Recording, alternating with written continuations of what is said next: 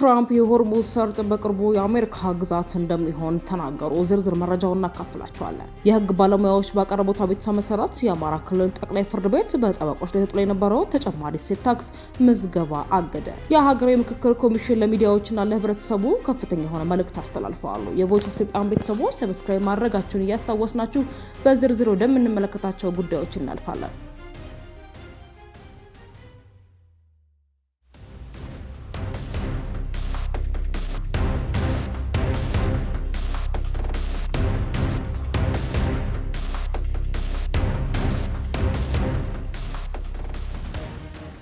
የአሜሪካ ፕሬዝዳንት ዶናልድ ትራምፕ በቅርቡ የሆርሙዝ ሰርጥ የአሜሪካ ግዛት መሆኑን እንዲያውጁ አርብ ዕለት አስታወቁ። ትራምፕ በኒውዮርክ ጋርደን ሲቲ በሚገኘው አዲሱ ናሳው ካውንቲ ፖሊስ አካዳሚ ባደረጉት ንግግር በጣም በከባድ ሁኔታ የተሸነፈች ያለችውን ኢራንን ድል እያደረግን እንገኛለን፣ በቅርቡ የሆርሙዝ ሰርጥ የአሜሪካ ግዛት እንደሆነ አውጃለሁ ብለዋል። ትራምፕ አክለውም አሜሪካ በስትራቴጂካዊ የውሃ መስመር ላይ ጣለችውን እገዳ መቀጠሉን በማጥቀስ እኛ ካልፈለግን በስተቀር ምንም አይነት መርከብ ማለፍ አይችልም ሲሉ ተናግረዋል። ሆኖም የኢራን ወታደራዊ ባለስልጣን አሜሪካ ሰርጡን የተቋጠረች ነው መባሉን አስተባብሏል። የኢራን ማዕከላዊ ወታደራዊ እዝ ሐሙስ ዕለት በሰጠው መግለጫ የአሜሪካን አስተያየት መሰረታዊ ቢስ የሌለውና ሐሰተኛ ፈጠራ ሲልም ጠርቶታል። አሜሪካና ኢራን በፓኪስታን አሸማጋይነት በሚያዝያ ወር የተደረሰውን የተኩስ አቁም ስምምነት ተቀብለው በኋላም ሰኔ 10 ቀን ስምምነት በመፈራረም ወደ ዘላቂ ስምምነት የሚያመራ ድርድር ጀምረው ነበር።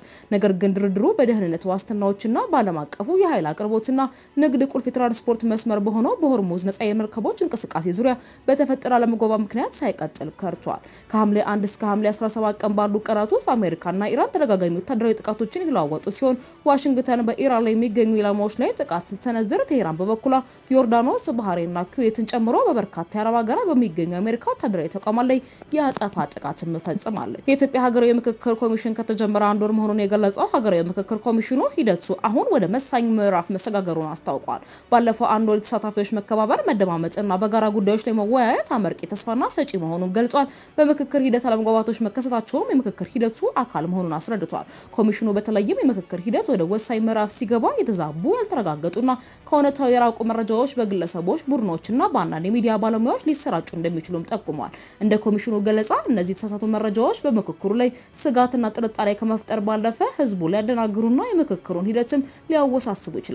በመሆኑም ኮሚሽኑ ህብረተሰቡ ከኮሚሽኑ በይፋ የሚወጡ መረጃዎችና በምክክሩ ቦታ የሚገኙ መገናኛ ብዙሃን የሚያሰራጨውን የተረጋገጡ መረጃዎች ብቻ እንዲከታተል አሳስበዋል። ኮሚሽኑ ለሚዲያ ተቋማት፣ ለጋዜጠኞችና ለተጽዕኖ ፈጣሪ ግለሰቦች በተለይ ጥብቅ ማሳሰቢያ ሰጥቷል።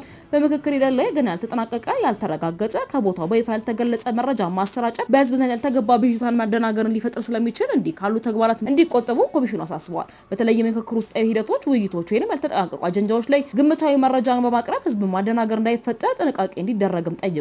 ኮሚሽኑ የሙያና የስነ ምግባር ጥሰት የሚፈጽሙ የሚዲያ ተቋማትና ባለሙያዎችን እየተከታተለ መሆኑን ገልጿል።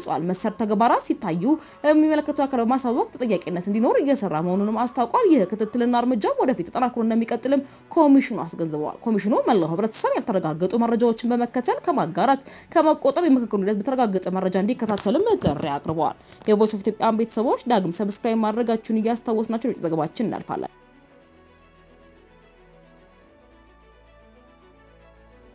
የአማራ ብሔራዊ ክልላዊ መንግስት የገቢዎች ቢሮ የህግ ባለሙያዎችንም ጠበቆች ከተጨማሪ እሴት ታክስ ወይም ቫት ምዝገባ ጋር በተያያዘ ላቀረቡት አቤቱታ የክልሉ ጠቅላይ ፍርድ ቤት የእግድ ትዕዛዝ ማስተላለፉን አስታውቋል። ቢሮ ለዞንና ለከተማ አስተዳደር የገቢ መስሪያ ቤቶች ባስተላለፈው ማብራሪያ በጥብቅና ስራ የተሰማሩ የህግ ባለሙያዎች በገንዘብ ሚኒስቴር በወጣው መመሪያ ቁጥር 1104/2018 መሰረት ለተጨማሪ እሴት ታክስ እንዲመዘገቡ ተሰጥቶ የነበረው ድንጋጌ ላይ ለመመሪያ ክለሳ አቤቱታ ለክልሉ ጠቅላይ ፍርድ ቤት አቅርቦ ነበር። የአማራ ክልል ጠቅላይ ፍርድ ቤት የቀረበውን አቤቱታ ተመልክቶ በጉዳዩ ላይ መጨረሻ ውሳኔ እስኪሰጥ ድረስ ጠበቆች ለተጨማሪ እሴት ታክስ ወይም ቫት እንዲመዘገቡ የሚያዘው መመሪያ በጠበቆች ላይ ተፈጻሚ እንዳይሆንና በእግድ እንዳይቆየም ትዕዛዝ ሰጥቷል። በመሆኑ በፍርድ ቤቱ የተለያዩ መዝገቦች የታገዱ ጉዳዮች መኖራቸውንም ቢሮ አረጋግጧል።